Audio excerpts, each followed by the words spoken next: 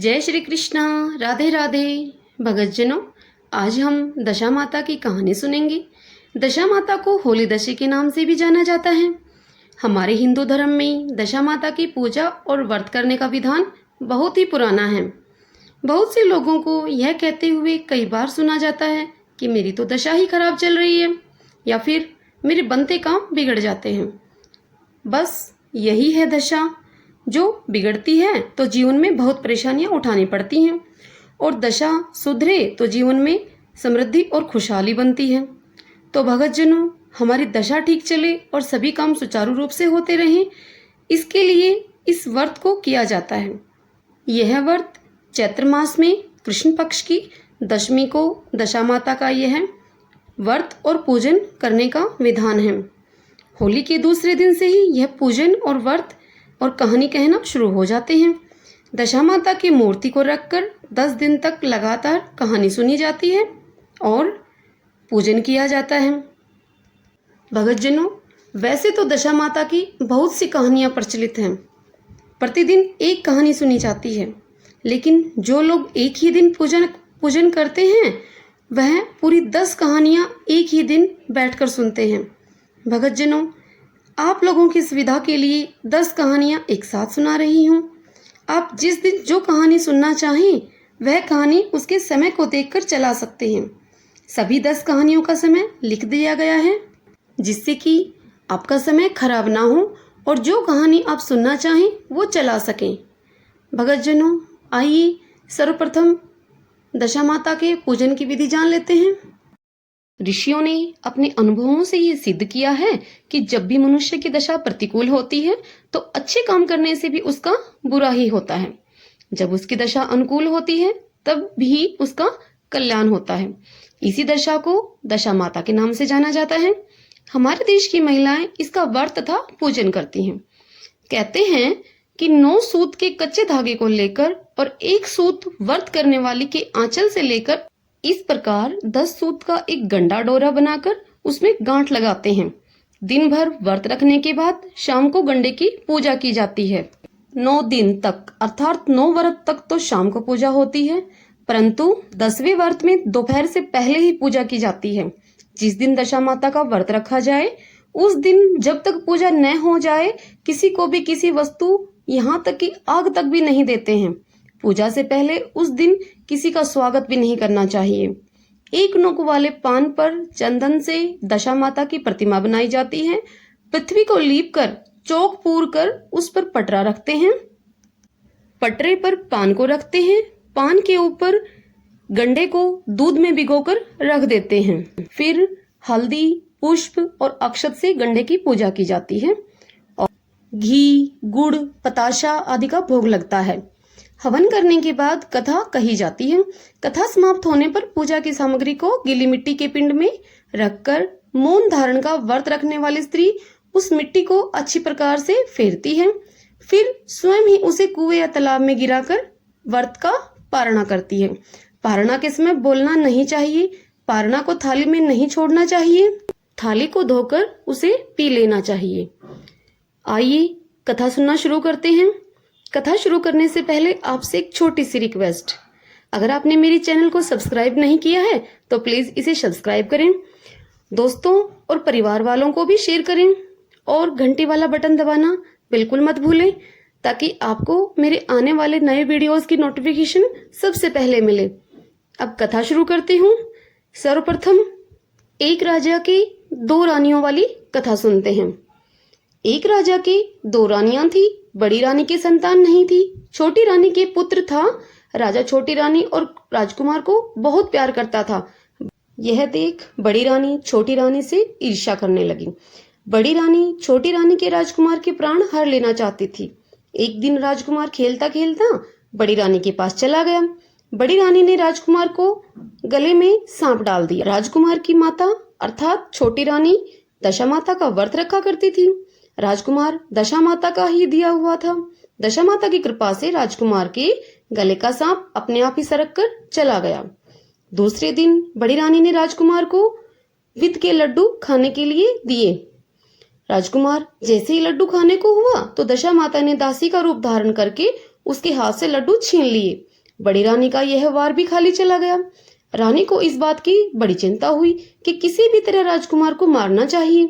तीसरे दिन जब राजकुमार पुनः उसके आंगन में खेलने के लिए गया तो रानी ने उसे पकड़कर गहरे कुएं में डाल दिया।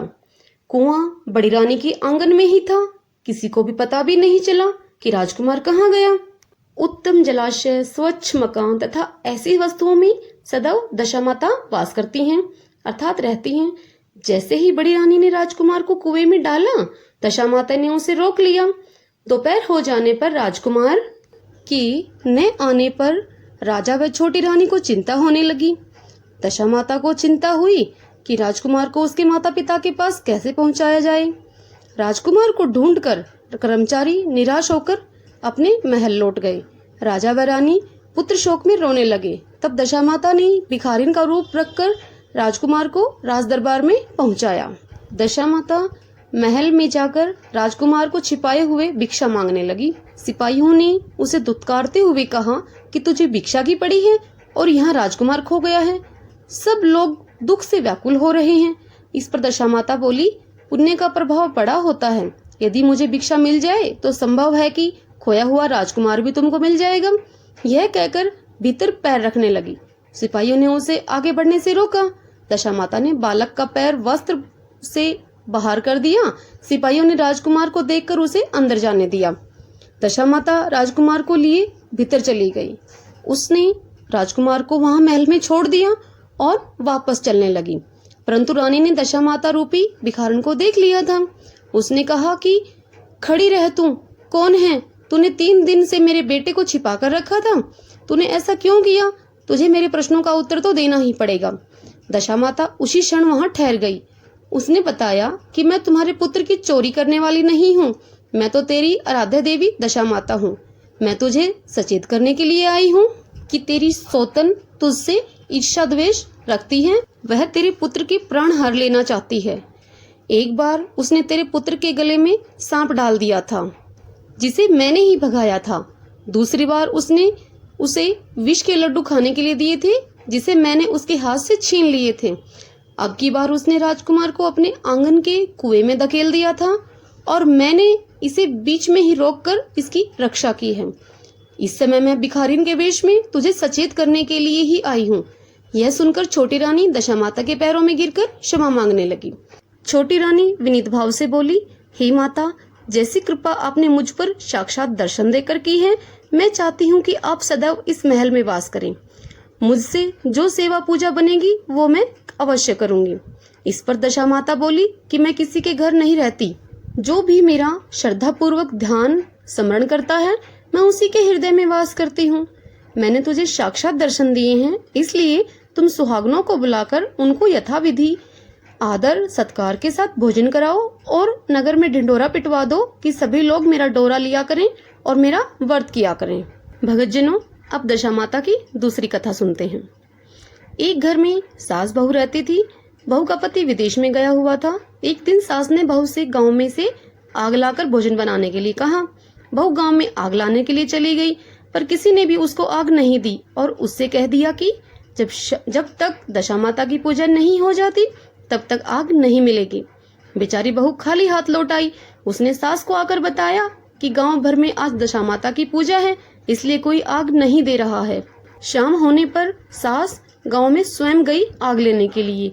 तब स्त्रियों ने उसको आराम से बिठाया और कहा कि सुबह तुम्हारी बहू आग लेने के लिए आई थी, परंतु हमारे यहाँ तो पूजा नहीं हुई थी, इसलिए हमने उसको आग नहीं दी। अब सास आग लेकर अपने घर पहुंची ही थी कि एक आदमी बछड़ा लिए हुए आया और उसके पीछे ब्याही कलोरी गाय थी। स्त्री ने उससे पूछा कि ये गाय क्या पहलोती ब्याही है? आदमी ने उत्तर दिया, हाँ। उसने फिर पूछा कि क्या बछड़ा है या बछिया? उसने जवाब दिया कि बछड़ा है। सास ने घर जाकर अपनी बहू से कहा कि आओ हम दोनों भी दशामाता के गंडे ले लेते हैं और व्रत करते हैं। दोनों सास बहू ने गंडे लिए। सवेरे से व्रत आरंभ किया। 9 व्रत पूरे हो जाने पर 10वें दिन गंडे की उन्होंने पूजा की। सास बहू दोनों ने मिलकर गोल गोल 10-10 अर्थात कुल 20 फेरे बनाए। 21वां एक बड़ा फेरा गाय को दिया। पूजन समाप्त होने पर सास बहू दोनों पारणा करने बैठी। उसी समय बुढ़िया के बेटे ने विदेश से आकर दरवाजे पर आवाज लगाई। आवाज सुनकर माँ ने मन में सोचा कि क्या हर्ज है, उसे जरा ठहरने दो, मैं पारना करने के बाद ही किवाड़ खोलूंगी। इधर बहू ने आवाज सुनी तो उससे रुका नहीं गया। उसने अपनी थाली का अन्न इधर उधर करके झट से पानी पीकर उठकर खड़ी हो गई। बहू ने जाकर किवाड़ खोले तो पति ने उससे पूछा कि अम्मा कहाँ हैं। बहू ने उत्तर दिया कि वह तो अभी पारना कर रही है। तब पति बोला, मैं तो तेरे हाथ का जल बिल्कुल भी नहीं पीऊंगा, क्योंकि मैं 12 बरस में घर आया हूँ। इतने दिनों तक न जाने तो किस प्रकार रही होगी। अम्मा आएगी, वह जल पिलाएगी, तब ही जल पीऊंगा। यह सुनकर स्त्री उसकी चुपचाप बैठ गई। इतने में उसकी अम्मा पारना करके अपनी थाली धोकर पी चुकी थी। तब वह लड़के के पास गई। लड़के ने पूरे सादर भाव से उसके पैर छुए। अम्मा बेटे को आशीर्वाद देकर घर में भीतर ले आई। अम्मा ने थाली परोसी और बेटा भोजन करने लगा। अब उसने पहला ग्रास ही लिया था कि फेंके हुए वे टुकड़े जो बहू ने अपनी थाली से इधर उधर कर दिए थे, अपने आप उचक उचक कर उसके सामने आने लगे। बेटे ने माँ से पूछा कि यह सब क्या हो रहा है। तब माँ बोली, मैं क्या जानूं, बहू ही जाने। यह सुनकर बेटा आग बबूला होकर बोला, ऐसी बहू मेरे किस काम की, जिसके चरित्र की तू साक्षी नहीं है। उसको मैं घर में नहीं रख सकता। इसे अभी के अभी घर से निकालो। यदि ये घर में रहेगी तो मैं घर में नहीं रहूंगा। माँ ने बेटे को व्रत के पारना का सब हाल बताकर हर तरह से समझाया, परंतु वह मानने को तैयार नहीं हुआ। वह यही कहता रहा कि इसे घर से बाहर करो तो ही मैं घर में रह सकता हूँ। माँ ने सोचा, बहू को थोड़ी देर के लिए बाहर कर देती हूँ, जब लड़के का गुस्सा उतर जाएगा तो बहू को अपने आप बुला लूंगी। बुढ़िया ने बहू से कहा, देहरी के बाहर जाकर उसारे के नीचे थोड़ी देर के लिए खड़ी हो जा। जब बहू उसारे के नीचे खड़ी हुई तो उसारा बोला, मुझसे हटकर खड़ी हो, मैं दशा माता के विरोधी को छाया नहीं दे सकता। इस पर वह चलकर गिरोची के पास गई। गिरोची बोली, मुझसे हटकर खड़ी हो, मुझे इतना भार घड़ों का नहीं है जितना कि तेरा है। वह वहां से हटकर कूड़े के ढेर पर जाकर खड़ी हो गई। अब कूड़े का ढेर बोला कि मुझे इतना भार कूड़े का नहीं है जितना कि तेरा है, चल यहाँ से हटकर कहीं और खड़ी हो जा। इस पर उसे कहीं भी खड़ा नहीं होने दिया गया। वह अपने मन में बहुत दुख मान रही थी। वह जंगल में चली गई। जंगल में भूखी प्यासी घूमती फिरती एक अंधे कुएं में जा गिरी। वह कुएं में गिर तो पड़ी, पर उसे चोट नहीं आई। वह नीचे बैठ गई। अचानक राजा नल शिकार खेलते खेलते वहां पहुंच गया। वह अपने साथियों से बिछुड़ गए थे। वह प्यास के कारण उसी कुएं पर आए जिसमें वह स्त्री गिरी पड़ी थी।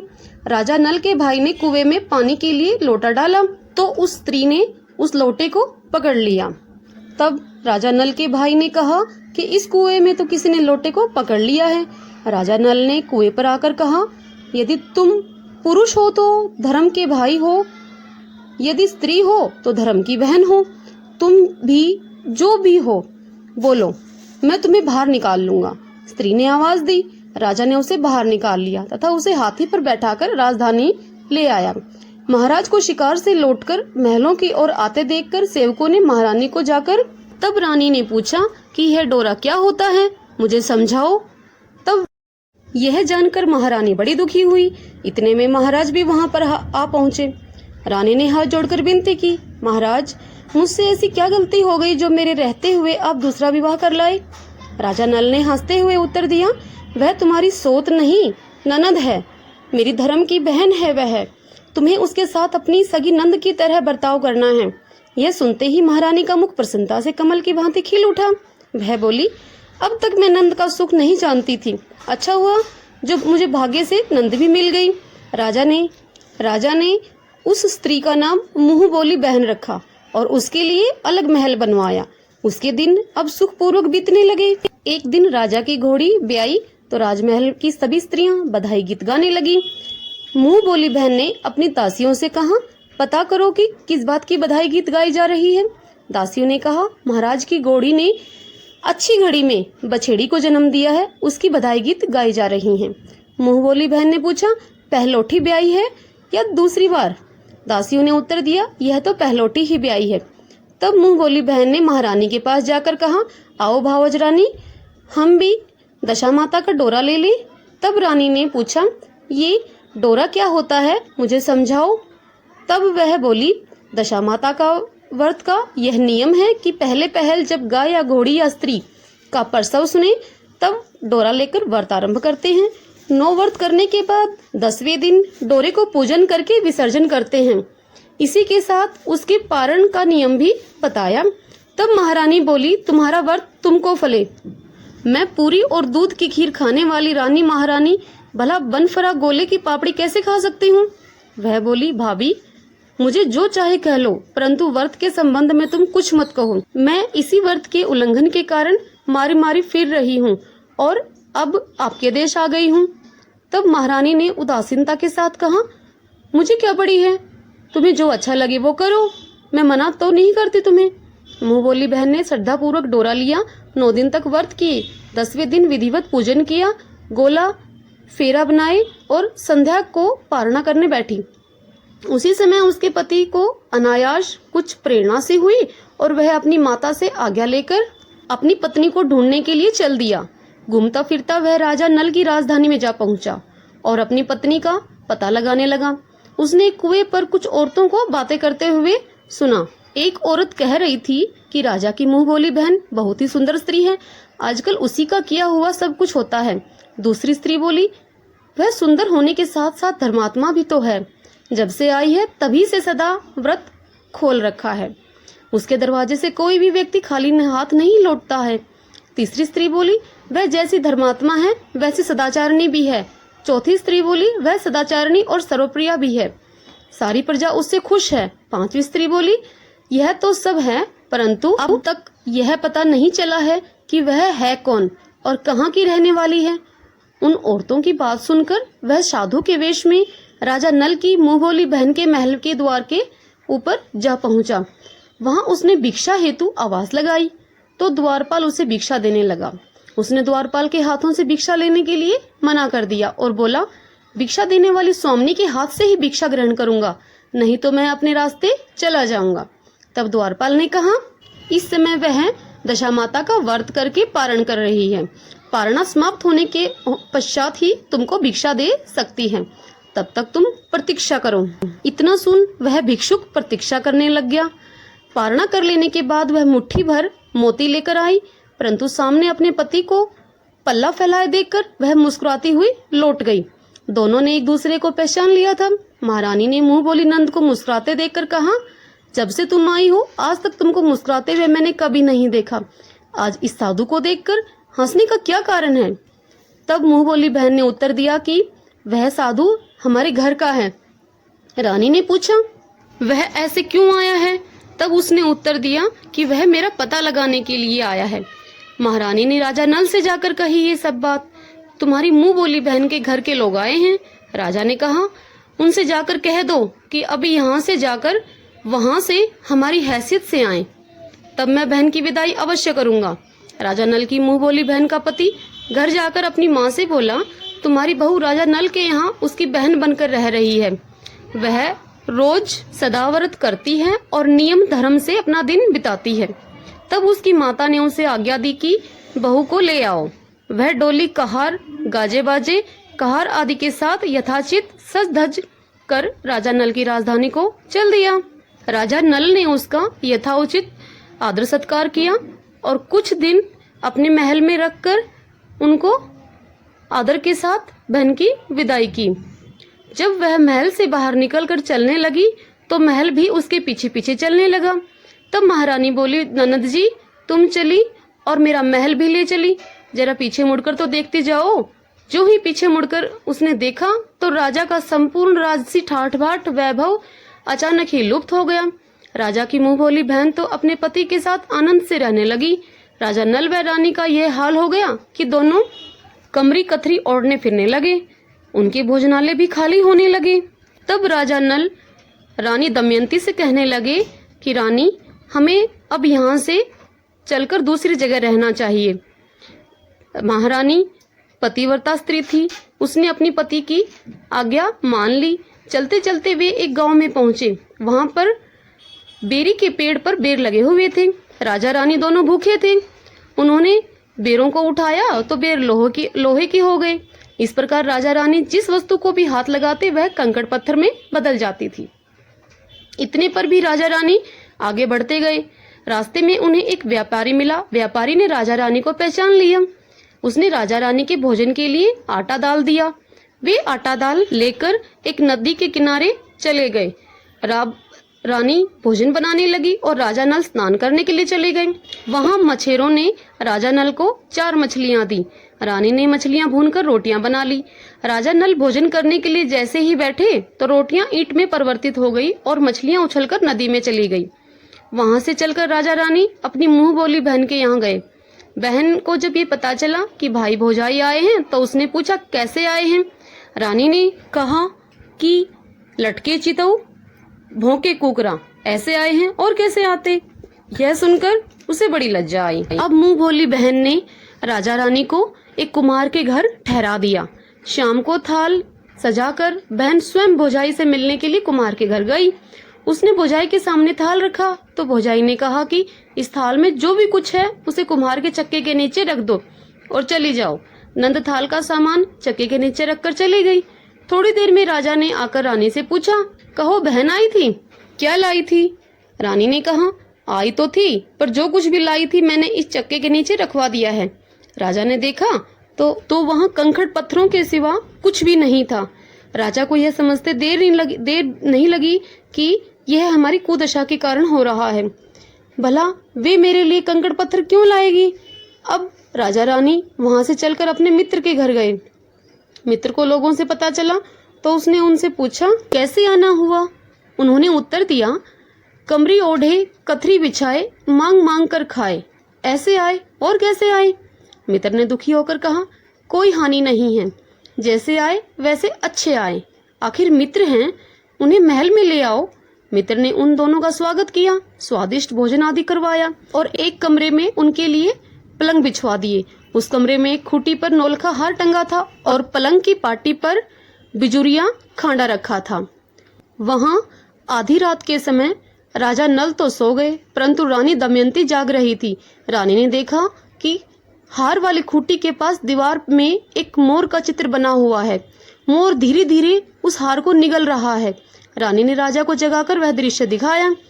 राजा ने सोचा कि यहाँ से चुपचाप चलना चाहिए, नहीं तो सवेरे चोरी का कलंक हमारे सर लगेगा। तब मित्र को क्या हम मुख दिखाएंगे अपना। बेचारे राजा रानी रात में ही उठकर जंगल की तरफ चले गए। दोनों चलते चलते दूसरे राजा की राजधानी में पहुंचे। वहाँ आतिथ्य और भिक्षुओं को सदावर्त दिया जाता था। वे दोनों भी सदावर्त लेने गए परंतु उस समय सदावर्त खत्म हो चुका था। वहाँ के अधिकारियों ने उनसे कहा, यह लोग न जाने कहाँ से अभागे आए हैं कि इन्हें देने के लिए कुछ भी नहीं बचा है, इन्हें एक एक मुट्ठी चने दे दो। राजा रानी ने इस प्रकार से अनादर और कुवाचे सहित दान लेना अस्वीकार कर दिया। वे दानाध्यक्ष की निंदा करते हुए बोले कि ऐसी कंजूसी है तो सदावर्त देने का नाम भी क्यों करते हो। अब दानाध्यक्ष बोला, यह तो बड़ा घमंडी भिक्षुक लगता है, भीख भी मांगता है और गाली भी देता है, इनको हवालात में डाल दो। इस प्रकार दोनों को एक कोठरी में बंद कर दिया गया। एक एक मुट्ठी चने दोनों को खाने के लिए मिलने लगे। अब जिस कोठरी में राजा रानी को बंद किया गया था उसी के पास आम रास्ता था। एक मेहतरानी राजा की घुड़साल को साफ कर उसी रास्ते से निकला करती थी। एक दिन बहुत देर से निकली। रानी उससे पूछने लगी कि आज तुम्हें इतनी देर कैसे हो गई। वह बोली कि आज राजा की घोड़ी ब्याई थी, उसकी टहल में देर हो गई। रानी ने पूछा कि घोड़ी पहली बार ब्याई है क्या, या दूसरी बार या तीसरी बार। मेहतरानी ने बताया पहली बार ब्याई है। तभी फिर रानी ने पूछा, बछेड़ा हुआ या बछेड़ी। मेहतरानी ने बताया कि बहुत अच्छा बछेड़ा हुआ है। यह सुनकर रानी ने राजा से कहा, एक बार मैंने तुम्हारी मुंह बोली बहन के डोरे का अनादर किया था, उसी दिन से हमारी दशा बदल गई। मैं आज दशा माता का डोरा लेना चाहती हूँ। राजा ने कहा, यहाँ पूजा की सामग्री कहाँ से आएगी, उसके नियम धर्म का पालन कैसे होगा। रानी ने उत्तर दिया, वही दशा माता सब कुछ करेंगी, मैं तो उन्हीं का नाम का लेकर डोरा ले लेती हूँ, फिर जो होगा देखा जाएगा। रानी ने 9 तार राजा की पगड़ी से और 1 तार अपने आंचल का लेकर डोरा तैयार किया और उसी समय से व्रत करने लगी। थोड़ी देर में वहां का राजा घोड़ी को देखने के लिए उसी रास्ते से निकला। राजा ने नल और दमयंती को कोठरी में बंद देखकर पूछा कि वे लोग कौन हैं और इनका क्या अपराध है। पहरेदारों ने कहा, ये लोग भिक्षा लेने के लिए आए थे और ये आपको आशीर्वाद देने के बदले गालियां देते थे। इसी कारण दाना अध्यक्ष ने इन लोगों को कैद में डाल दिया है। राजा ने कहा, इनका कोई अपराध नहीं है, इनको मनवांछित भिक्षा न मिली होगी, इसीलिए ये गालियां देने लगे होंगे। इनको संतुष्ट करना चाहिए था, न कि कैद में डालना। इनको अभी रिहा करो। राजा की आज्ञा से उसी समय दोनों को कोठरी से बाहर निकाला गया और वह राजा उनके पांव में पद्म और माथे पर चंद्रमा देखकर उन दोनों को पहचान गया था कि यह तो राजा नल और रानी दमयंती हैं। इस पर उसने दोनों से हाथ जोड़कर क्षमा मांगी और हाथी पर बैठाकर उनको महल में ले गया। कुछ दिन तक राजा के यहाँ रहकर उन दोनों ने पूरे राज से ठाट बाट के साथ अपनी राजधानी की ओर प्रस्थान किया। रास्ते में वे पहले अपने मित्र के यहाँ गए। मित्र ने राजा नल के आने की खबर सुनकर लोगों से पूछा, मित्र आए तो कैसे आए? लोगों ने कहा कि अब की बार तो राजसी ठाट बाट के साथ हाथी घोड़े, डंका, निशान, पालकी, पीनस और फौज को साथ लेकर आए हैं। मित्र ने कहा, अच्छी बात है, आने दो, मेरे लिए तो जैसे तब थे वैसे ही अब हैं। आखिर हैं तो मित्र ही। राजा रानी मित्र के महल में गए। मित्र ने उनको आदर सत्कार के साथ उसी स्थान पर ठहराया जिस स्थान पर पहले ठहराया था। आधी रात के समय जब राजा सो रहे थे और रानी राजा के पैर दबा रही थी, तब रानी ने देखा कि मोर का चित्र जो पहले हार निगल गया था उसे उगल रहा है। रानी ने राजा को जगाकर यह सब दृश्य दिखाया। राजा नल ने अपने मित्र को बुलाकर यह सब उनको दिखाया। तब मित्र ने कहा, मैंने तुम पर तब भी चोरी नहीं लगाई थी, मैं अब लगाता हूँ। मित्र ने कहा, यह सब आपकी कुदशा के कारण आपके साथ हो रहा था, यह उसी का फल था। आप निश्चिंत रहिए, मेरे मन में आपके लिए कोई मैल नहीं है। मित्र के यहाँ से चलकर राजा रानी अपने मुंह बोली बहन के यहाँ गए। उसने जब सुना कि राजा भैया आ रहे हैं तो उसने लोगों से पूछा, कैसे आ रहे हैं? लोगों ने कहा, जिस प्रकार राजा को आना चाहिए उसी प्रकार से आ रहे हैं। उसने कहा, उनको मेरे महल में ले आओ। जब राजा नल का हाथी बहन के महल की ओर बढ़ा तब रानी ने कहा, आप अपनी बहन के घर जाइए, मैं तो उसी कुम्हार के घर पर रहूंगी जिसके यहाँ पहले ठहरी थी। राजा ने कहा, जिसके कारण इतने दुख उठाए हैं तुम फिर दोबारा उससे झगड़ा मोल लेना चाहती हो, यह तुम अच्छा नहीं कर रही हो। परंतु रानी ने राजा की एक भी बात नहीं मानी, वह कुम्हार के घर पर ही ठहरी। राजा बहन के घर चले गए। शाम को राजा की बहन भावज के लिए भोजन का थाल सजाकर लाई। उसने भावज के सामने थाल रख दिया। भावज सोने चांदी के गहने उतार उतार कर रखने लगी और कहने लगी, खाओ रे मेरे सोने चांदी के गहने खाओ, हम भूखे नंगे क्या खाएंगे। यह उलाहना सुनकर नंद बोली कि भाभी, यह ताना बोली किस पर कसती हो? मुझसे जो कुछ भी हो सका सो तब लाई थी, वही अब लाई हूँ। विश्वास न हो तो चक्के के नीचे जाकर देख लो। नंद की बात सुनकर जब रानी ने चक्के के नीचे जाकर देखा तो क्या देखती है, वहां पर माणिक मोतियों का ढेर लगा था। रानी ने यह सब देखकर सन सी रह गई। वह बोली, नंद जी तुम्हारा कोई दोष नहीं है, यह तो मेरी कुदशा का परिणाम था। रानी ने नंद का लाया हुआ सब सामान तथा उनमें अपनी तरफ से कुछ और जोहरात मिलाकर नंद को वापस कर दिए, परंतु पूजा का न्योता देना भूल गई। वहां से चलकर राजा सुरा गाय के पास आए। गाय ने सेना के सहित राजा को पेट भरकर दूध पिलाया। वहां से आगे चलकर वे नदी के तट पर पहुंचे तो वहां पड़ाव मिला। भोजन बनवाया। राजा भोजन करने बैठे तो उसी समय नदी से उछलकर गिरी हुई भुनी भुनाई मछलियां अपने आप थाली में आकर गिर पड़ी। वे रोटियां जो ईंट बन गई थी फिर से रोटियां बन गई। राजा ने रानी से कहा, यह सब क्या हो रहा है, कुछ समझ में ही नहीं आता। तब रानी ने बताया कि ये रोटियां और मछलियां वो ही हैं जो उस दिन हमें नसीब में नहीं मिली थी। मैं यदि आपसे उस समय कहती कि तली हुई मछलियां जल में उछल गई और रोटियां ईंट बन गई तो आप कभी भी इस बात पर मेरा विश्वास नहीं करते। इसी कारण मुझे बहाना बनाना पड़ा था। अब राजा रानी अपनी राजधानी की तरफ आगे बढ़े। जब राजा की फौज अपनी राजधानी के समीप पहुंची तो लोगों ने समझा कि किसी दूसरे राजा ने राजधानी पर आक्रमण कर दिया है और वे घबरा गए। वहां के लोग नजराना लेकर राजा से मिलने गांव के बाहर आए, परंतु यह क्या, यह तो अपने राजा ही हैं। लोगों की प्रसन्नता का ठिकाना न रहा। वे श्रद्धा भक्ति के साथ महाराज के आगे चलकर उन्हें अपने महल में ले गए। राजा रानी ने महल में प्रवेश किया। रानी ने तुरंत दशा माता की पूजा का प्रबंध किया। उसने उस पूजा में नगर में सब सौभाग्यवती स्त्रियों को बुलाया। भगवती के भोग के लिए सब प्रकार के पकवान बनवाए गए। आटे की 10 बत्तियां, 10 शक्कर की गुजिया और 10-10 अठवाइयां सुहागनों के आंचल में डाली। सुहागनों का श्रृंगार आदि करके दशा माता की पूजा आरंभ हुई। कलश स्थापित करके दीपक को प्रज्वलित किया गया, परंतु उसकी बात नहीं जली। इस पर पंडितों ने कहा कि कोई न्योता पाने वाला न्योतने को तो नहीं रह गया है, स्मरण किया जाए, उसके आने पर दीपक जल जाएगा। रानी ने सोच विचारने पर बताया कि नंद न्योतने से रह गई है। पंडितों ने कहा कि उसे फौरन बुलाया जाए। राजा ने अपना दूतगामी रथ भेजकर अपनी मुंह बोली बहन को बुलवाया। उसके आते ही कलश मणिक दीपक प्रज्वलित हो गया। बड़ी धूमधाम से पूजा की गई। अंत में सुहागिनों को भोजन कराकर विदा किया गया। राजा ने राज्य में ढिंढोरा पिटवाते हुए कहा कि मेरी प्रजा के सभी लोग दशा माता का व्रत और पूजन किया करें। भगवती माता ने किस प्रकार राजा नल के दिन फेरे, उसी तरह सबके दिन फेरेंगे। भगतजनों, अब दशा माता की तीसरी कथा सुन लेते हैं। कथा शुरू करती हूँ। एक सास बहू थी। एक दिन सुबह सास ने बहू से कहा कि जाओ आग लाकर भोजन बना लो, बड़ी भूख लगी है।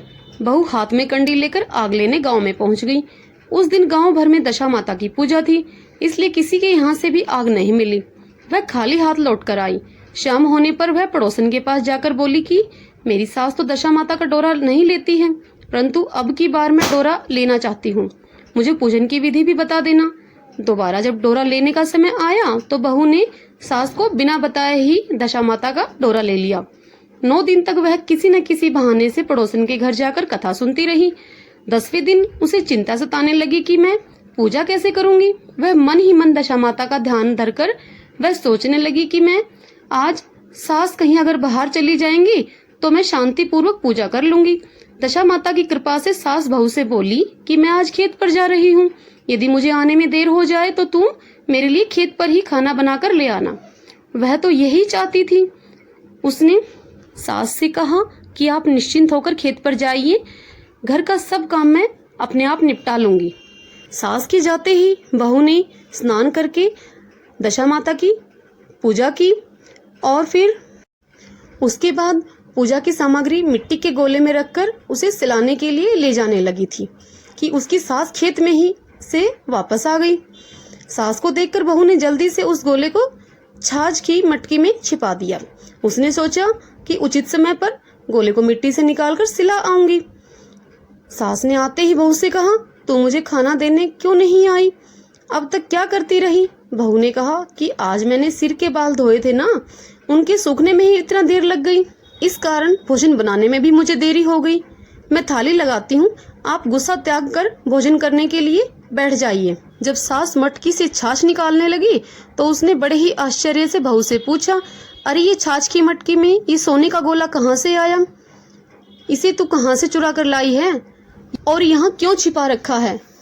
अब मैं समझ गई, इसी वजह से तू छाछ देने के लिए उठी नहीं। इसका भेद बता, नहीं तो तेरी चमड़ी उधेड़ देती हूँ। बहू बोली, मुझे कुछ नहीं पता माँ जी, मेरी दशा माता ही जाने। मैंने आपको बिना बताए ही दशा माता का डोरा ले लिया था और उनकी पूजा की थी। आपके खेत से आ जाने के कारण उस डोरे को मैं सिलाने के लिए नहीं जा सकी। इसी कारण आपके डर से मैंने इसे मटकी की छाछ में छुपा दिया था। दशा माता ने इसे सोने का बना दिया, मैं इसमें क्या कर सकती हूँ। सास ने बहू को गले लगा लिया और कहा, अब तो मैं भी तेरे साथ डोरा लिया करूंगी और विधिवत व्रत और पूजन भी किया करूंगी। हे दशा माता, जैसे तुमने उनको दिया वैसे ही सब भक्तों को देने की कृपा करना। भगतजनों, अब दशा माता की चौथी कहानी सुनते हैं।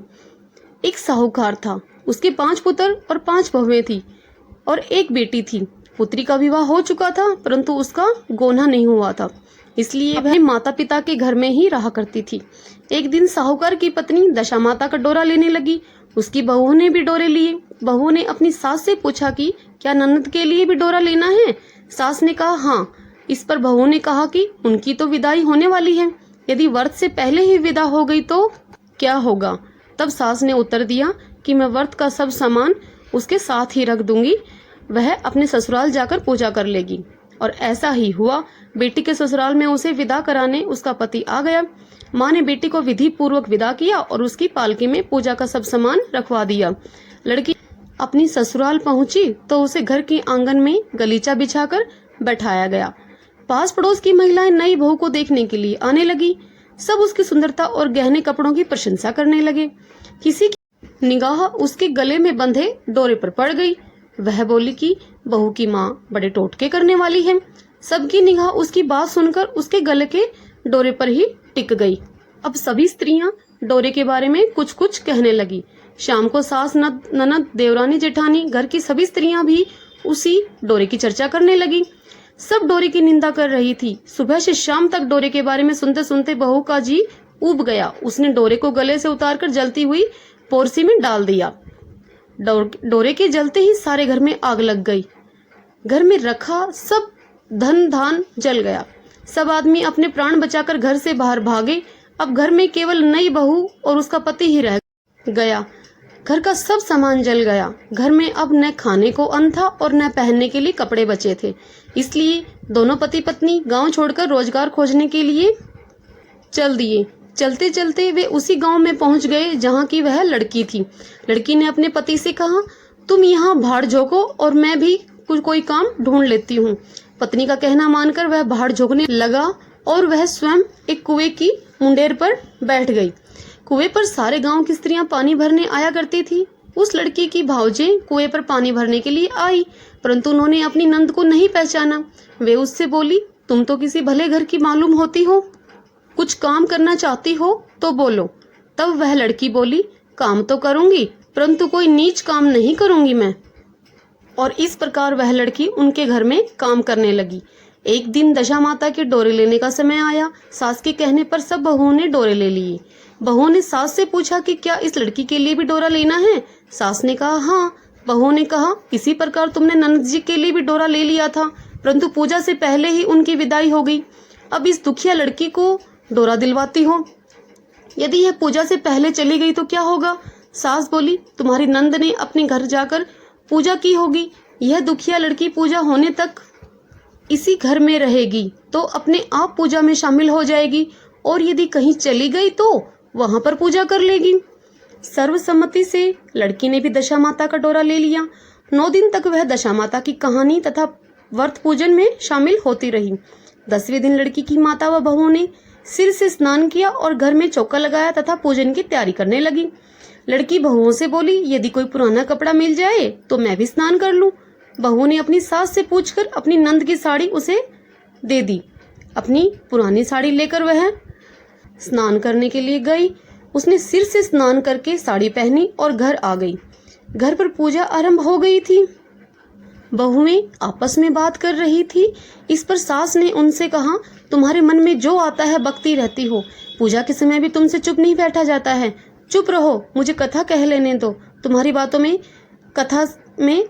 बातों से विघन पड़ता है। बहुएं चुप हो गई।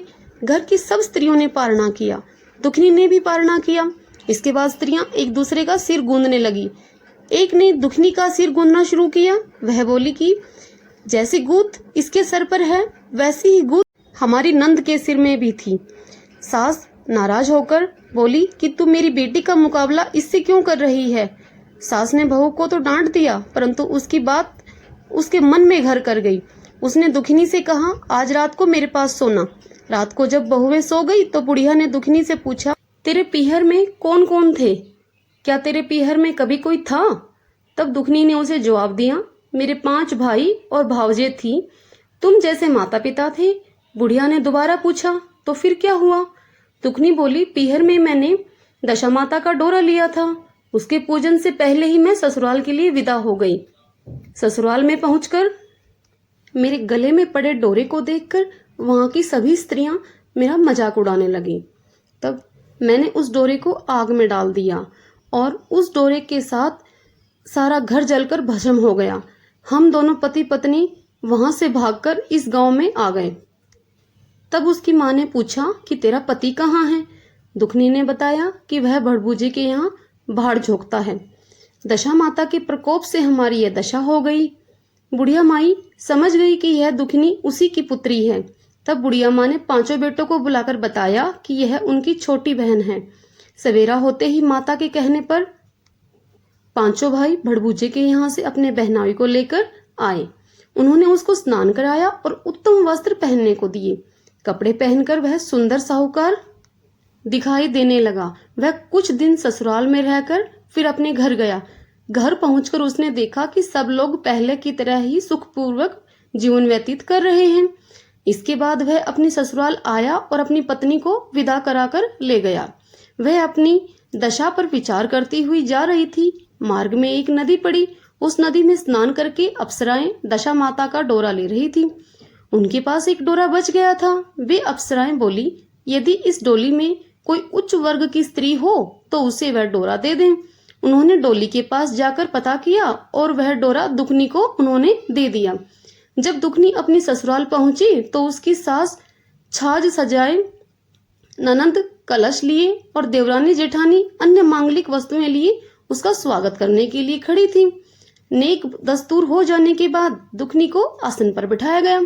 आसन पर बैठने के बाद दुखनी बोली, आप लोगों ने पहली बार दशा माता के डोरे के लिए अपशब्द कहे थे, जिसका फल यह हुआ कि घर के सब बिछुड़ गए तथा घर का धन धान जलकर स्वाहा हो गया।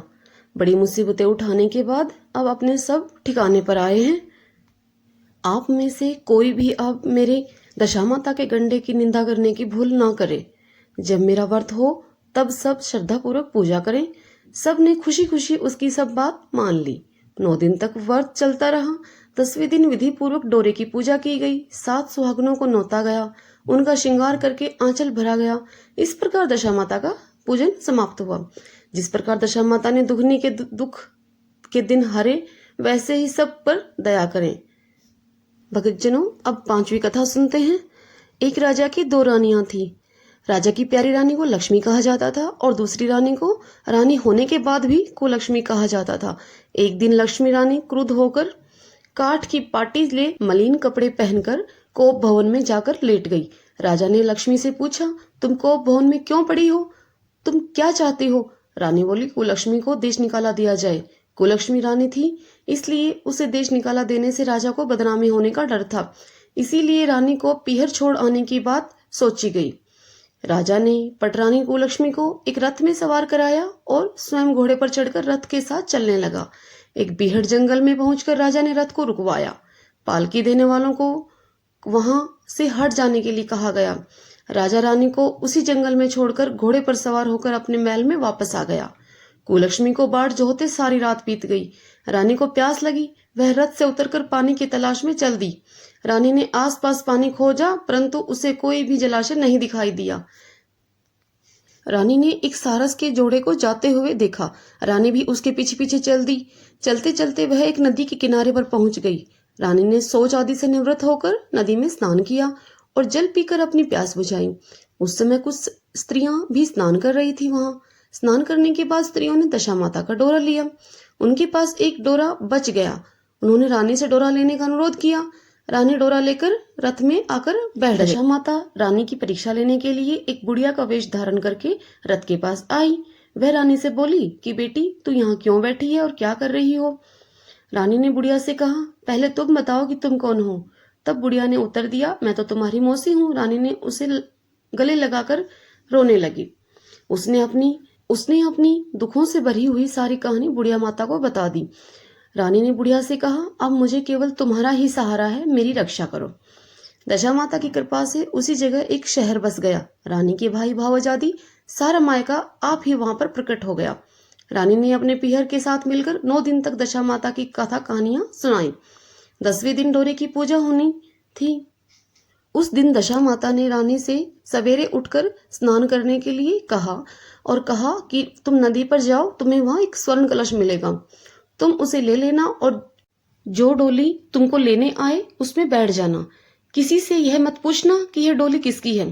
रानी ने नदी में स्नान करने के लिए गई।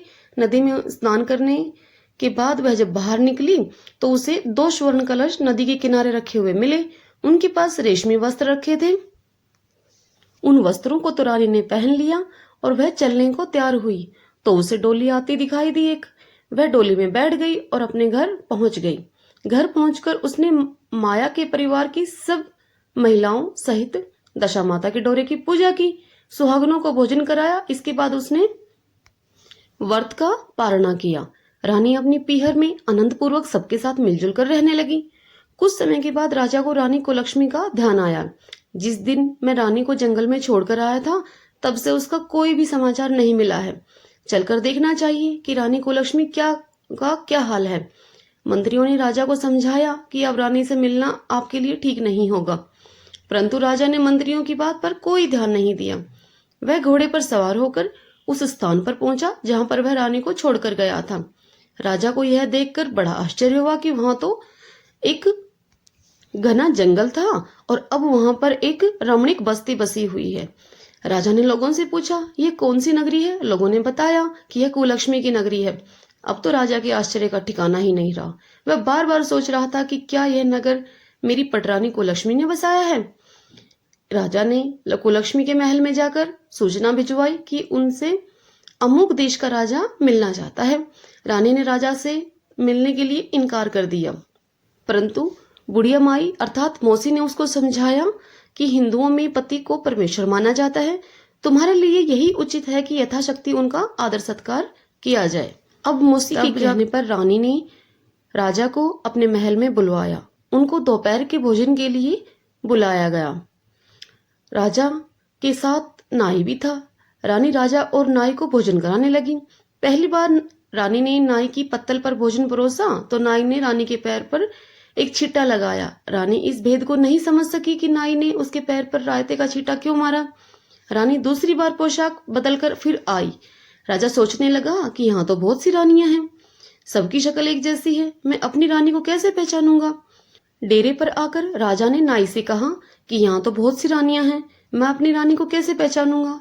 नाई बड़ा चतुर था। वह बोला, रानी तो एक ही है, परंतु वह पोशाक बदल बदल कर हमारे सामने आ रही है।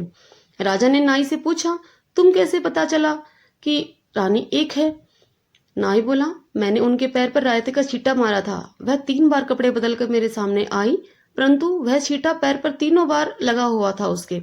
अगले दिन रानी ने राजा को अपने महल में बुलवाया। राजा को अपनी मेज पर बिठाकर खाने के लिए पान का बीड़ा दिया। पान खाकर राजा पलंग पर लेट गया और रानी उसके पैर दबाने लगी। राजा ने रानी से अपने किए कर्म के लिए क्षमा मांगी और अपने महल चलने के लिए कहा। रानी ने कहा, आप किस मुंह से मुझे चलने के लिए कह रहे हैं? आप तो मुझे जंगल में अकेला छोड़कर चले गए थे। आप तो मेरे सौत के कहने पर मेरा परित्याग कर चुके थे। यह तो मेरी मौसी का किया धरा है, उसी के कारण से यह सब वैभव मुझे प्राप्त हुआ है, वरना आप तो मेरा सर्वनाश ही कर चुके थे।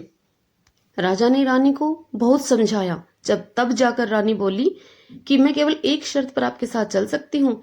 आप मेरी मौसी से वरदान मांगो कि वह नगरी आपकी राजधानी के पास पहुंचा दे, जिससे जब मेरा मन चाहे मैं आपके पास रहूं, जब मेरा जी चाहे मैं मौसी के दिए महल में वापस आ जाऊं। मेरी मौसी बड़ी ही दयालु हैं, संभव है कि हमारी बात वह मान जाएंगी। राजा ने दशा माता की मौसी से प्रार्थना की। मौसी ने राजा की बात को मानकर दोनों शहरों को पास पास में स्थापित कर दिया, मानो दोनों शहर एक दूसरे के ही भाग हों। राजा ने दशा माता की कृपा का फल जानकर शहर में ढिंडोरा पिटवा दिया कि उसकी प्रजा दशा माता की पूजा किया करे। भगवती दशा माता ने जिस प्रकार कुलक्ष्मी पर दया करी, वैसे ही सब पर दया करेंगी। दशा माता की छठी कहानी सुनेंगे। कहानी शुरू करती हूँ। एक बार एक राजा था, उसकी रानी कोमलांगी थी। वह फूलों की शैया पर सोया करती थी। एक दिन फूलों के साथ एक कच्ची कली भी आ गई।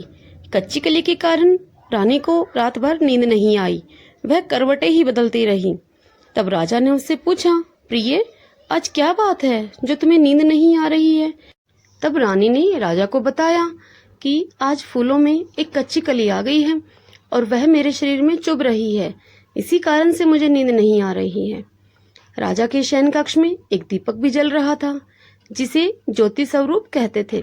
ज्योति स्वरूप रानी की बात सुनकर हंसने लगा। तब राजा ने हाथ जोड़कर ज्योति स्वरूप से हंसने का कारण पूछा।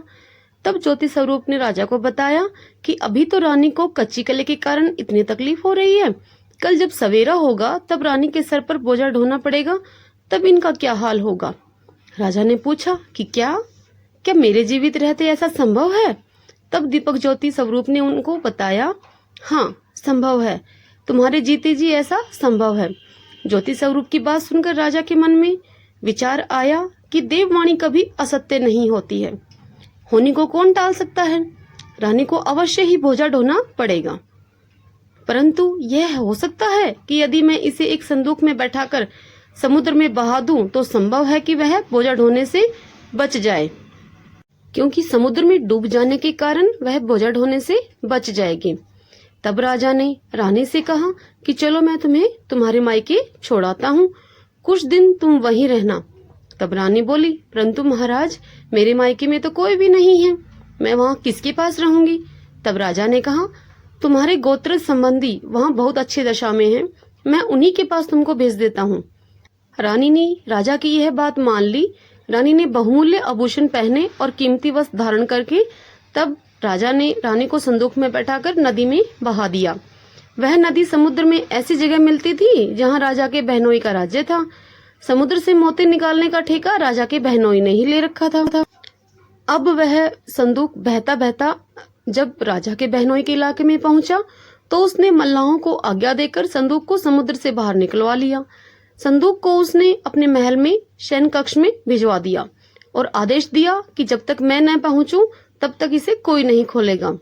राजा का बहनोई जो उस जगह का स्वयं राजा था, उसके शयन कक्ष में संदूक के पहुंचते ही रानी को पता चल गया कि संदूक को राजा ने समुद्र में से पाया है, तो वह जल्दी ही शयन कक्ष में दौड़ी दौड़ी आई। उसने पहरेदारों को वहां से हट जाने के लिए कहा और रानी ने संदूक को खोल कर देखा। उसने संदूक के अंदर 16 श्रृंगार किए हुए एक स्वर्ग सुंदरी पाई और रानी ने फिर मन में सोचा कि यदि राजा इसको इस दशा में देखेंगे तो इसके ही हो जाएंगे और वह मुझको छोड़ देंगे। इसलिए उसने उस रानी को सब जेवर उतारकर कपड़े उतारकर उसे फटे पुराने कपड़े पहना दिए और दोबारा से संदूक में बंद कर दिया। जब राजा महल में आया तो उसने रानी को अपने शयन कक्ष में बुलाया और रानी से पूछा कि क्या तुमने इसे खोलकर देखा है। इस पर रानी ने उत्तर दिया कि नहीं, मैंने कुछ भी नहीं देखा, मुझे नहीं पता कि इस संदूक में क्या है। तब राजा ने रानी के सामने ही संदूक को खुलवाया तो संदूक के अंदर एक फटे पुराने कपड़े पहने हुए ही एक स्त्री दिखाई दी जो भिखारियों के जैसी दिखाई दे रही थी। तब रानी ने कहा, यह तो कोई नीच जाति की भिखारिन सी दिखाई दे रही है, इसको कारखाने में भिजवा दिया जाए ताकि वहां लकड़ी ढोकर अपना जीवन निर्वाह करती रहेगी। राजा ने रानी की कहे के अनुसार उसे कारखाने में भिजवा दिया। एक दिन रानी की सहेलियां नदी में स्नान करके दशा माता का डोरा ले रही थी। उनके पास एक डोरा बच गया था। वे यह सोच रही थी कि इस डोरे को किसको दिया जाए। देवयोग से उसी समय लकड़ी ढोने वाली वह रानी वहां पर आ गई। उन्होंने उसे रोककर पूछा, बहन यदि तुम उच्च वर्ग की हो तो हमारे से दशा माता का यह डोरा ले लो। तब रानी ने कहा कि मुझे डोरा लेने में कोई हर्ज नहीं है, परंतु मुझे तो खाने भर को भी नहीं मिलता है ठीक से, मैं इस डोरे की पूजा कैसे करूंगी। तब वे सब कहने लगी कि तुम इस बात की चिंता बिल्कुल मत करो, हम रोज इसी जगह स्नान करने के लिए आया करेंगी। 9 दिन तक हम यहाँ पर कथा कहेंगी, तुम भी रोज आकर कथा में शामिल हो जाया करना। 10वें दिन पूजा होगी, तब तक दशा माता चाहेंगी तो तुम्हारी दशा भी बदल जाएगी। रानी ने दशा माता का ध्यान करके उनसे डोरा ले लिया। उसी दिन रानी के पति राजा को चिंता हुई कि रानी को संदूक में बंद करके बहा तो दिया था, परंतु पता नहीं रानी किस हाल में होगी। उसकी खोज खबर लेने के लिए राजा एक नौका पर बैठकर नदी के द्वारा यात्रा करता हुआ अपनी बहनोई के यहाँ पहुंचा। संध्या के समय वह अपनी बहन से बोला कि मेरे हाथ पैरों में बहुत दर्द हो रहा है, किसी को दबाने के लिए बुलवाओ। तब उसकी बहन ने लकड़ी ढोने वाली उसी भिखारिन को बुलाकर उसे आज्ञा दी कि आज की रात तू मेरे भाई के पैर दबा दे। तब वह भिखारिन बड़े सोच में पड़ गई कि मैंने तो आज तक किसी पर पुरुष को छुआ तक नहीं है, तो इनके पैर कैसे दबाऊंगी। तब रानी अपने भाई के पैर दबाने के लिए उस पर जोर डालने लगती है, इसीलिए लाचार होकर उसे हाँ करनी पड़ी। राजा के पैर दबाते दबाते रानी को उसके पांव में पद दिखाई पड़ा। रानी चुपचाप होकर रोने लगी। उसके आंसू राजा के पैर पर टपक पड़े। राजा ने उससे पूछा, तू क्यों रो रही है? मेरे द्वारा तुमको कोई हानि नहीं होगी, निश्चिंत रह। रानी बोली कि जैसा पद आपके पैर में है वैसा ही पद मेरे पति के पैर में था। उनकी मुझे याद आ जाने के कारण मुझे रोना आ गया। राजा ने उसे पहचान लिया। राजा बोला, अब मैं समझ गया, अब तुम्हें पैर दबाने की कोई जरूरत नहीं है। तुम्हारे भाग्य में जो लिखा था वह तुम्हें भोगना ही पड़ा। मैंने उसे टालने के लिए जो उपाय किया था उसका नतीजा उल्टा ही निकला। तुम्हें मेरे जीते जी लकड़ियां ढोनी पड़ी। राजा ने अपनी धोती उतारकर रानी को दे दी। रानी एक कोने में जाकर सो गई। सवेरा हो गया, परंतु अतिथि राजा सोकर नहीं उठा और न ही पैर दबाने वाली दासी ही कमरे से बाहर निकली। राजा की बहन को चिंता होने लगी। थोड़ी देर बाद दासी कमरे से बाहर निकली और कारखाने में जाकर काम करने लगी। रानी ने कमरे में जाकर अपने भाई को जगाया। उसका भाई बोला, मेरी तबीयत ठीक नहीं है, मेरा सर दर्द कर रहा है, मैं अभी आराम करना चाहता हूँ। तब रानी ने उससे पूछा कि आखिर बात क्या है। राजा ने कहा, मैंने तुम्हारी भावज को जानबूझकर संदूक में बिठाकर तुम्हारे पास इसलिए भेजा था कि उसे यहाँ आराम से रखा जाएगा, परंतु उसे तो यहाँ लकड़ियां ढोनी पड़ रही हैं। उसके तुमने सारे गहने कपड़े उतारकर उसे रास्ते की भिखारिन बना दिया। तब उसकी बहन बोली, मैंने उसे पहचाना ही नहीं। उसने दासियों को भेजकर उसे चुपचाप अपने पास बुलवाया और उसके आने पर बहन ने अपनी भावज से माफी मांगी और उसके पैर पकड़ लिए। कुछ दिनों के बाद वह अपने बहनोई बहन के घर रहकर रानी को साथ लेकर अपनी राजधानी लौट आया। जब रानी अपने महल में पहुंची तो उसने सुहागिनों को न्योता दिया। बड़े धूमधाम से दशा माता के डोरे की पूजा की और नगर में ढिंडोरा पिटवा दिया कि आज से अमीर गरीब सब दशा माता का डोरा लिया करें और श्रद्धा पूर्वक पूजा किया करें। जिसके पास पूजन पारणा के लिए धन की कमी हो तो वह हमारे धन भंडार गृह से ले जाया करे। जिस प्रकार रानी की दशा माता ने दिन फेरे वैसे ही सबकी दशा को ठीक करेंगी। बोलो दशा माता की जय। भगतजनों, 7वें दिन की कहानी सुनेंगे। कथा शुरू करती हूँ। एक वृक्ष पर 2 पक्षी रहते थे। उनके कोई संतान नहीं थी। अन्य पक्षी मादा पक्षी को बांझ कहकर उससे घृणा करते थे। मादा चिड़िया बच्चे न होने के कारण बहुत दुखी रहती थी। एक दिन वह अपनी स्थिति पर विचार करते हुए अकेली नदी पर पानी पीने के लिए गई। वहां पर स्त्रियां दशा माता का डोरा ले रही थी। उनका एक डोरा बच गया था। उन्हें कोई उच्च वर्ग की स्त्री नहीं दिखाई दी जिसे कि वह डोरा दे सकें। उन्होंने सोचा, इस चिड़िया के गले में इस डोरे को बांध देते हैं। यह यहाँ पर रोज आकर कथा सुन लिया करेगी हमारे साथ। इसे पूजन की विधि भी बता देंगे तो यह पूजन के दिन पूजा भी कर लेगी। उन्होंने चिड़िया के गले में दशा माता का डोरा बांध दिया और उसे समझा दिया कि प्रतिदिन 9 दिन तक यहाँ आकर कहानी सुन लिया करना। 10वें दिन 21 गेहूं के दाने लेकर उनमें से एक दाना दशा माता के नाम से नदी में डाल देना और शेष 20 दाने तुम खुद खा लेना। इस प्रकार उनकी बताई विधि के अनुसार चिड़िया ने 9 दिन तक नियम पूर्वक दशा माता की कहानी सुनी। 10वें दिन स्त्रियों के बताई विधि के अनुसार ही डोरा और एक गेहूं का दाना नदी में उसने डाल दिया। अब कुछ दिनों के बाद उस चिड़िया के बच्चे हो गए। दूसरी चिड़ियों को बड़ा आश्चर्य हुआ कि इसके बच्चे तो होते ही नहीं थे, अब इसके बच्चे कैसे होने लगे। तब चिड़िया बोली, जब मुझे बच्चे नहीं होते थे तो मुझे तुम सब बांझ कहकर दुत्कारती थी। अब मुझे बच्चे होने लग गए हैं दशा माता की कृपा से, तो तुम्हें अब भी चैन नहीं है। बाकी चिड़ियाओं के पूछने पर उसने दशा माता का डोरा लेने का सारा हाल उनको कह सुनाया और उनको पूजा की विधि भी बताई। तब से जंगल की सभी चिड़िया दशा माता का डोरा लेने लग गई और दशा माता का व्रत करने लग गई। हे दशा माता, जैसे आपने चिड़िया को संतान सुख दिया वैसे ही इस कहानी को कहते सुनते ओंकारा भरते सबको संतान सुख देना, सबकी मांगी मुराद पूरी करना। सब बोलो दशा माता की जय। भी कहानी सुनते हैं। कथा शुरू करती हूँ। एक समय की बात है, एक घर में देवरानी और जेठानी रहती थी। वे दोनों निसंतान थी। वे मेहनत मजदूरी करके अपना पेट पालती थी। दोनों व्रत पूजन भी नहीं करती थी। एक दिन प्रातःकाल दोनों गांव में आग लेने के लिए गई। उस दिन गांव में दशा माता का पूजन था, इसलिए उन्हें किसी के घर से भी आग नहीं मिली। तब जेठानी अपनी देवरानी से बोली कि आज हम दोनों का व्रत रहेगा, शाम को आग मिलने पर ही रसोई बनाकर हम भोजन करेंगी। जब शाम हुई तो जेठानी अपनी पड़ोसन के घर आग लेने के लिए गई। जेठानी ने पड़ोसन से पूछा, दशा माता का पूजन करने से क्या होता है? तब पड़ोसन ने जेठानी को बताया कि जिस बात की भी इच्छा करके डोरा लिया जाता है वह इच्छा पूर्ण हो जाती है।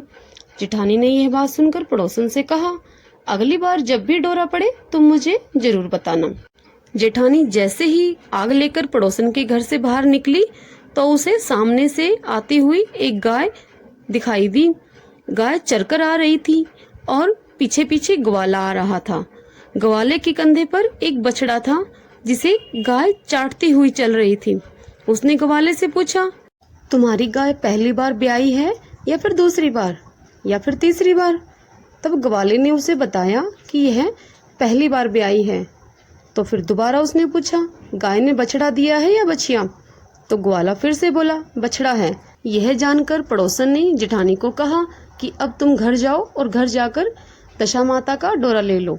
9 दिन तक व्रत रखकर कथा सुनना और 10वें दिन सिर सहित स्नान करके पूजन करना। दशा माता चाहेंगी तो 10 दिन में तुम्हारी मनोकामना अवश्य ही पूरी हो जाएगी। जेठानी ने घर जाकर सारी बातें देवरानी को बताई। दोनों ने दशा माता से मनौती मांगी कि यदि हम दोनों के संतान होगी तो हम सुहागिनों को नोत कर दूरिया कराएंगी। दोनों ने दशा माता के डोरे ले लिए। अब दशा माता की कृपा से डोरे की पूजा से पहले ही दोनों देवरानी जेठानी गर्भवती हो गई। 9 महीने 9 दिन के बाद दोनों के यहाँ 2 लड़कों ने जन्म लिया। बालकों के नामकरण संस्कार के बाद देवरानी ने जेठानी से कहा, हमने सुहागिनों को नोतने की मनौती मांगी थी, अब उसे पूरा करना चाहिए। जेठानी ने कहा, अभी क्या जल्दी है ऐसी? जब लड़कों का अन्नप्राशन संस्कार होगा तब सुहागिनों को नोता देंगे। लड़कों का अन्नप्राशन संस्कार हुआ।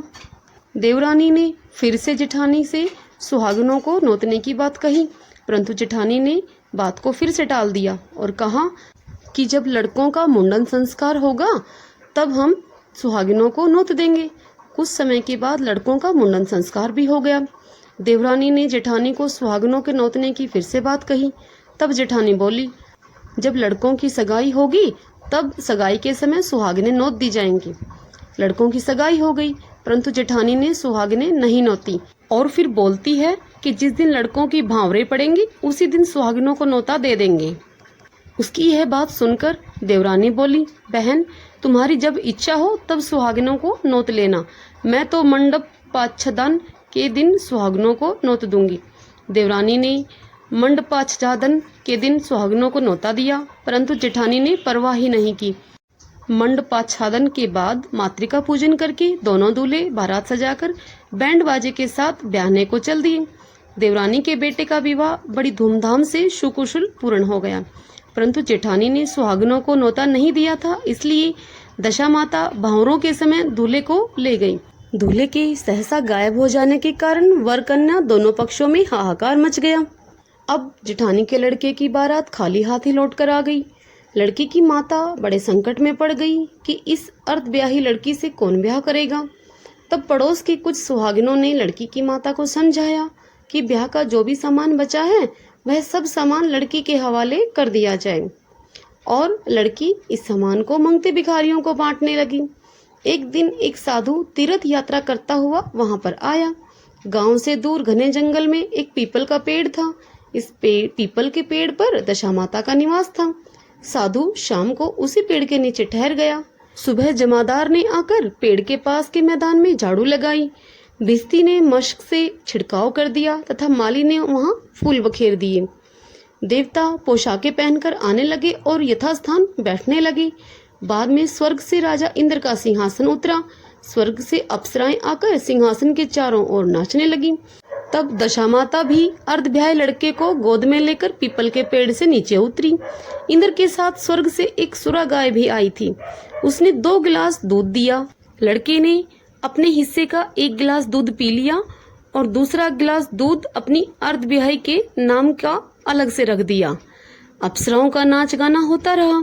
दशा माता लड़के को गोद में लेकर ही बैठी रही। प्रातःकाल होते ही देवताओं का दरबार खत्म हुआ। साधु भी वहां से चलकर गांव में आया। अब साधु भिक्षा मांगते मांगते गांव में अर्धब्याही लड़की के घर जा पहुंचा।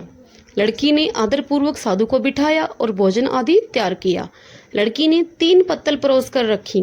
पहली पत्तल अर्धब्याहे अपने पति के लिए, दूसरी पत्तल बाबा जी के सामने और एक पत्तल अपने सामने रखी। बाबा ने कहा, वाह, जो बात मैंने रात को वहां देखी वही बात यहाँ भी देखने को मिल रही है। लड़की ने पूछा कि बाबा जी, आपने क्या बात देखी, कहाँ देखी? साधु ने बात को टाल मटोल कर दिया और कहा, हम लोग ऐसी अनेक बातें कहते रहते हैं, तुम्हें ऐसी बातों से क्या मतलब? तुम तो भोजन करो और भगवान का भजन करो। अब लड़की ने जिद पकड़ ली और कहा कि जब तक आप वो बात नहीं बताएंगे तब तक मैं भोजन नहीं करूंगी।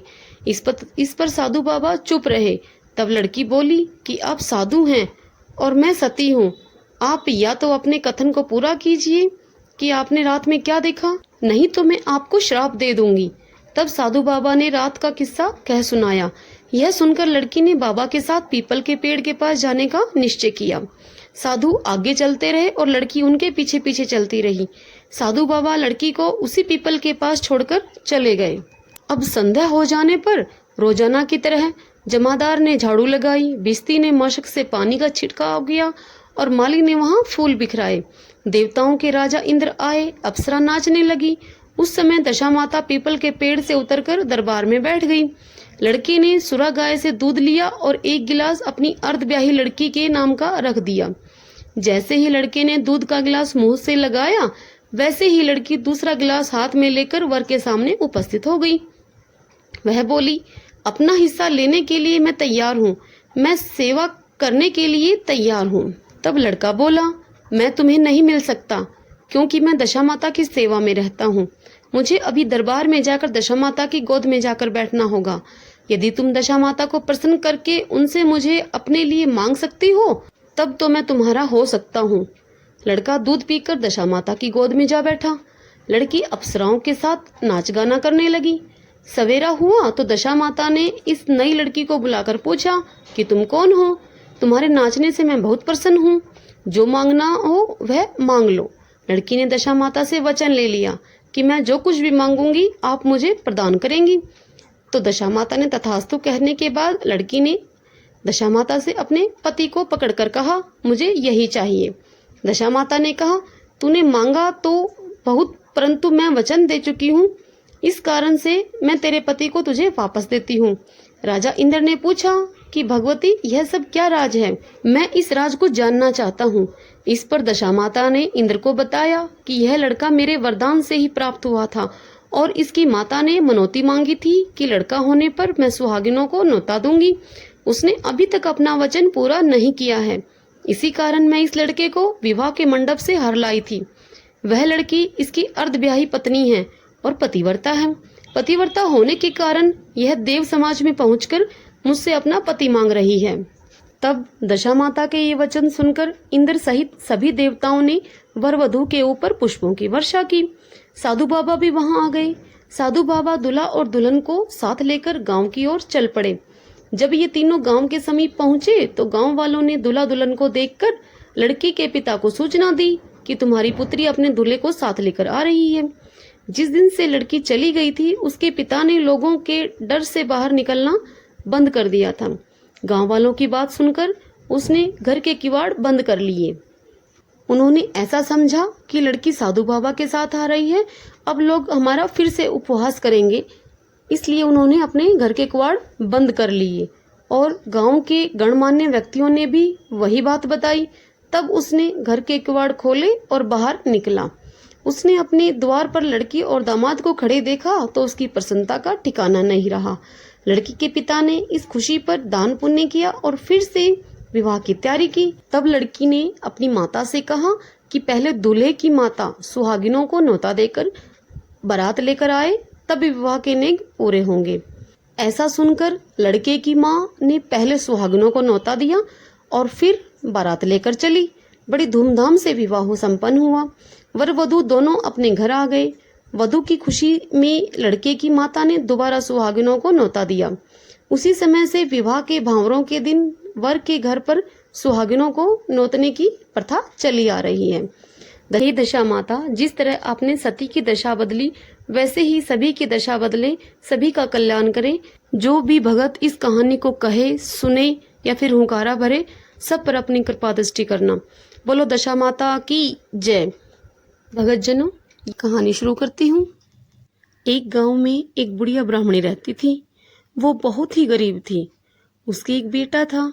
एक दिन उसने अपने बेटे से कहा कि बेटा, कुछ काम किया करो जिससे कि 4 पैसे की आमदनी हो और हमारा जीवन सुचारू रूप से निर्वाह हो सके। अब मेरे बुढ़ापे के कारण मेरे हाथ पैरों ने जवाब दे दिया है। यह सुन लड़का अब गांव वालों के जानवर चराने लगा। एक दिन लड़का पशुओं को पानी पिलाने नदी पर ले गया। वहां पर महिलाएं स्नान करके दशा माता का डोरा ले रही थी। उनके पास एक डोरा बच गया था। तब एक स्त्री ने कहा कि इस लड़के से पूछो यह किसका है। यदि यह उच्च वर्ग का हुआ तो हम बचा हुआ डोरा इसी को दे देंगे। तब एक स्त्री ने लड़के से पूछा कि तुम किसके हो, तुम्हारे घर में कौन कौन है। तब लड़के ने बताया कि केवल एक बुढ़िया माँ है मेरे घर में। तब स्त्री ने फिर से पूछा, तुम्हारी जाति क्या है। तब लड़के ने कहा कि मैं ब्राह्मण हूँ, कोई काम न मिलने के कारण मैं गाय चराता हूँ। स्त्रियों ने लड़के को एक डोरा देते हुए कहा कि तुम इसे ले जाकर अपनी माता को दे देना और कहना कि इसका पूजन और व्रत करे। हम तुम्हें सीधा और पूजा की सामग्री भी दे देती हैं, इसे भी अपनी माँ को जाकर दे देना। लड़के ने उनसे डोरा ले लिया। सब स्त्रियों ने उसे सीधा दिया।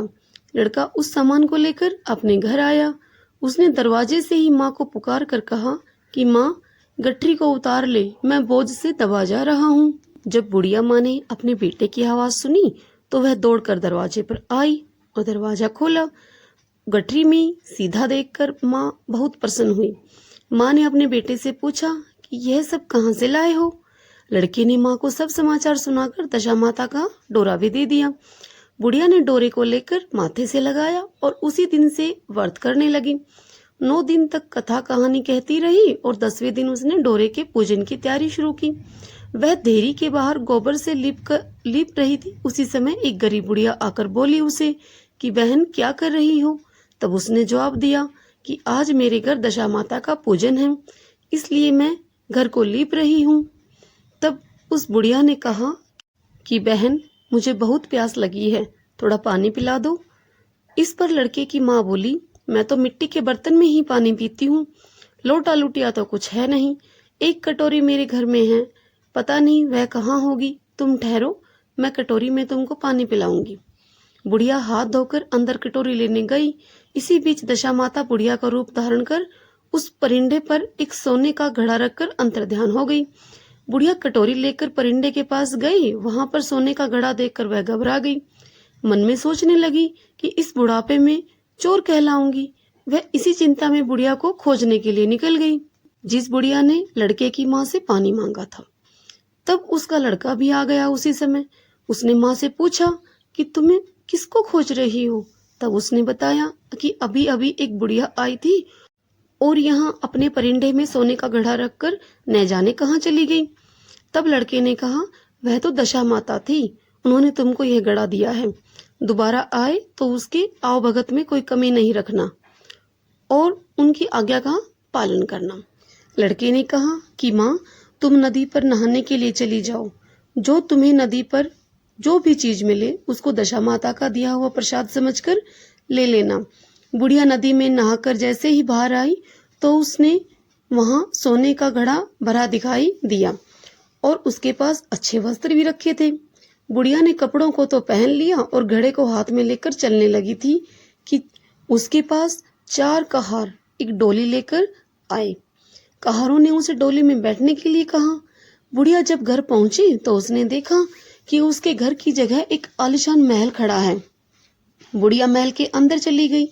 वहां उसने श्रद्धा पूर्वक और भक्ति भाव से दशा माता के डोरे का पूजन किया और हाथ जोड़कर दशा माता से वरदान मांगा कि जिस प्रकार तुमने मुझे संपत्ति दी है उसी प्रकार मेरे घर में एक सुशील बहू भी आ जाए, तभी यह घर शोभा देगा।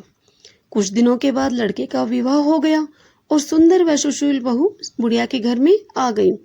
बुढ़िया ने दोबारा दशा माता से वर मांगा कि जैसे मेरे बहू बेटे सुशील और सज्जन हैं उसी प्रकार के पुत्र भी मैं पाऊं। कुछ दिनों के बाद बुढ़िया के यहाँ एक पुत्र रूपी रतन पैदा हुआ। बुढ़िया ने अपनी बहू को पास बिठाकर समझाया कि मेरी यह सब संपत्ति दशा माता की दी हुई है। उन्हीं की कृपा से तुम इस घर में आई हो। मेरे मर जाने के बाद यदि कोई मैले कुचैले कपड़े पहनकर बुढ़िया तुम्हारे घर में आए तो उसका श्रद्धा पूर्वक स्वागत करना। यदि उसकी नाक बहती हो तो उसे आंचल के छोरे से पोंछ डालना। उससे घिन मत करना।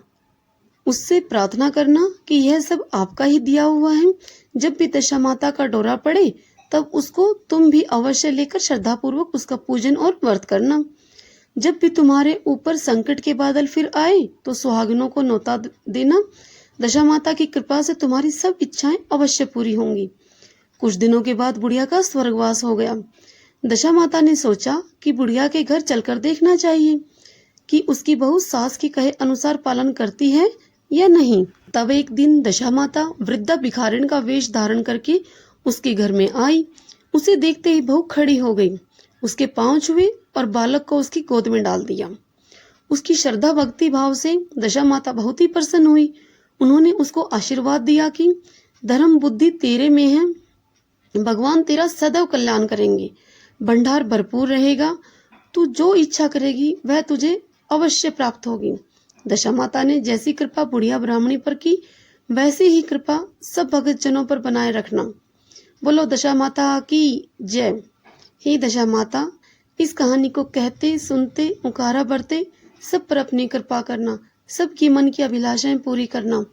भगत जनों, दशा माता की 10वीं कहानी गणेश जी की कहानी है। कथा शुरू करती हूँ। प्राचीन समय की बात है। एक सास बहू थी। सास बड़ी ही दुष्ट थी और वह अपनी बहू को ठीक से खाना भी नहीं देती थी। बहू को भूख लगती तो वह क्या करती, इस विषय में बहू ने एक तरीका खोजा। जब वो नदी पर पानी भरने के लिए जाती तो घर से ही अपनी सास से छिपाकर थोड़ा सा आटा लेकर चली जाती थी और वहां नदी से पानी लेकर उस आटे को गूंथ लेती। नदी के सामने ही गणेश जी का एक मंदिर था। वहां जाकर बहू दीपक में से घी लेती और भोग में से गुड़ लेती और पास के ही शमशान में जाकर उस आटे को गूंथ लेती और उससे एक बाटी सेक लेती जलती हुई चिता से और फिर गणेश जी के मंदिर से लिया हुआ घी और गुड़ मिलाकर उसका चूरमा बनाती और गणेश जी को भोग लगाकर वह खुद भी जीम लेती। ऐसा करते बहू को बहुत दिन बीत गए। तब एक दिन गणेश जी को यह सब देखकर बड़ा आश्चर्य हुआ और उन्होंने अपनी नाक पर उंगली रख ली। दूसरे दिन मंदिर के पट अर्थात किवाड़ खुले तो लोगों ने देखा कि गणेश जी ने अपनी नाक पर उंगली रखी हुई है। फिर क्या था, मंदिर में लोगों की भीड़ जमा हो गई। सभी लोग हैरान थे कि ऐसी क्या बात हो गई कि जो गणेश जी ने नाक पर उंगली रख ली।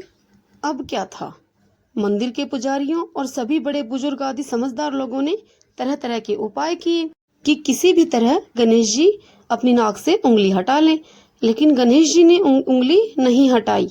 तरह तरह के पूजा और हवन किए गए, परंतु सब बेकार। गणेश जी की उंगली उनकी नाक पर ज्यों की त्यों ही बनी रही। तब उन्होंने आसपास के सभी गांवों में ऐलान करवा दिया कि जो भी गणेश जी की नाक से उंगली हटा देगा उसे राजा जी सम्मानित करेंगे। तब फिर बहुत से लोग वहां पर आए और उन्होंने तरह तरह के प्रयास किए, लेकिन गणेश जी की नाक पर उंगली ज्यों की त्यों बनी रही, कोई भी नहीं हटा पाया। तब एक दिन बहू ने सोचा और अपनी सास से कहा, सासू जी, एक कोशिश मैं भी करके देख लेती हूँ कि किसी तरह गणेश जी अपनी नाक से उंगली हटा लें। तब उसकी सास ने कहा, इतने बड़े बड़े लोगों ने कोशिश की लेकिन कोशिश सफल नहीं हुई, तो तेरे करने से क्या होगा। लेकिन बहू फिर से बोली कि नहीं सासू जी, मैं एक बार प्रयास तो अवश्य करूंगी, एक बार प्रयास करने में कोई हर्ज नहीं है। तब बहू मंदिर में पहुंची और उसने पुजारी जी से कहा कि मैं गणेश जी की नाक से उंगली हटवा सकती हूँ। जैसे ही इस बात का पता चला तो वहाँ बहुत से लोग इकट्ठे हो गए और आपस में बातें करने लगे कि देखते हैं यह क्या जादू मंत्र करती है ऐसा। तब वह बहू घूंघट निकालकर मंदिर के अंदर गई। तब पुजारी जी ने भगवान के आगे पर्दा लगा दिया। तब बहू भगवान गणेश से बोलती है कि मैं अपने घर से आटा लेकर आती, लोगों का चढ़ाया हुआ घी और गुड़ लेती और शमशान में जाकर बाटी सेकती आटे से, तो मेरे ऐसा करने से तुम्हें क्या परेशानी हुई। तुमसे मैंने ऐसा क्या ले लिया जो तुम इस तरह से नाक पर उंगली रख कर बैठे हो और लोगों को परेशान कर रहे हो। चलो बहुत हो गया, अब अपनी नाक से उंगली हटाओ। बहू की ये बातें सुनकर गणेश जी को हंसी आ गई। उन्होंने सोचा, कह तो ये बहू ठीक ही रही है, इसमें इसकी क्या गलती है। इसने जितनी बार भी चूरमा बनाया सबसे पहले मुझे ही भोग लगाया और बाद में खुद जिम्मी है। और फिर अगर इसने चोरी भी की है तो इसमें इसका तो कोई दोष है नहीं। खाना न मिलने के कारण मजबूरी के वश होकर इसने ऐसा किया है। ये मेरी पक्की भगत है। ऐसा सोचते हुए गणेश जी ने अपनी नाक से उंगली हटा ली। बहू जब पर्दा हटाकर बाहर निकली तो मंदिर के बाहर खड़े हुए सभी लोग यह देखकर दंग रह गए कि गणेश जी ने अपनी नाक से उंगली हटा ली है। तब सभी लोग बहू से पूछने लगे और कहने लगे कि अरे तूने यह चमत्कार कैसे कर दिया। बड़े बड़े लोगों ने इस काम के लिए हार मान ली है। तब बहू बोली, मेरी सास मुझे भरपेट खाना नहीं देती थी। तब मैं पानी भरने के लिए नदी पर आती तो साथ में कुछ थोड़ा सा आटा अपनी सास से छिपाकर ले आती और नदी के पानी से उस आटे को गूंथ लेती और फिर मंदिर में जाकर दीपक से घी निकालकर और भोग से गुड़ लेकर शमशान में जाकर जलती हुई चिता से उस आटे की एक बाटी सेक कर उसमें घी गुड़ मिलाकर चूरमा बनाकर गणेश जी को भोग लगाती और फिर खुद भी खा लेती थी मैं। इसलिए गणेश जी ने हैरान होकर नाक पर उंगली रख ली थी और अब मेरी प्रार्थना करने पर उन्होंने अपनी नाक से उंगली हटा दी है और मुझे वरदान दिया है कि अब गांव में सभी लोग प्रेम पूर्वक रहेंगे। बहू की ये बात सुनकर सभी लोग बहुत प्रसन्न हुए और उसकी सास ने बहू को अपने गले से लगा लिया और बहू के सामने बड़ी ही शर्मिंदा हुई। हे गणपति जी महाराज, जैसे आपने बहू पर कृपा करी वैसे ही सब पर कृपा दृष्टि करना। इस कहानी को कहते, सुनते, हुंकारा भरते सभी पर अपनी कृपा करना। सब बोलो गणेश जी महाराज की जय, दशा माता की जय। भगतजनों, यह दशा माता की 10वीं कहानी 10वें दिन के व्रत के लिए। आपको वीडियो अच्छी लगी हो तो वीडियो को लाइक कीजिए और चैनल को सब्सक्राइब कीजिए ताकि मेरी अगली वीडियो की नोटिफिकेशन आपको सबसे पहले मिले। जय श्री कृष्णा, राधे राधे।